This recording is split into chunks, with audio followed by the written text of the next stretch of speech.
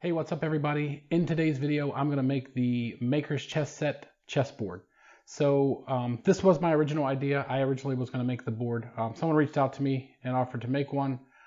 There's some circumstances that came up and that person's not able to make the board, but no hard feelings, no big deal. I'm going to go to my original plan and see if this works. So I have some 1x3 of red oak. I'm going to rip this down to the size of the squares I want for the chessboard, which is about 3 to 4 millimeters. I haven't decided yet. Probably going to go with a 4 millimeter square. After I rip it down, then I'll cut them. I need 32 squares. I have much more of this. This is just a little scrap piece. And then after I figure out how to make a mold out of this melamine board, I'm probably just going to build a corner square and then glue the oak down to the melamine and then pour Total Boat thick set epoxy. Now I do want to take a moment to thank Total Boat for sending me out some more epoxy. I do still have some of the stuff that they sent me out before last year for my projects. I'm not sure if I have enough to do the board. I contacted them, told them what we were doing with the Maker Chess Set, and they were thrilled. So they did send me out 2 more quarts of the Total Boat thick set epoxy. This stuff has worked great for me so far. And thank you so much, Total Boat, for sponsoring the Maker Chess Set board. It means the world and saved me a little money. I'm going to donate that back to the Maker Chess Set to Proudhaven. So the money I would have spent on this is going to go toward the pot to help out the donations. So thank you, Total Boat, and let's go make me a chessboard for the Maker's Chess Set. Here we go.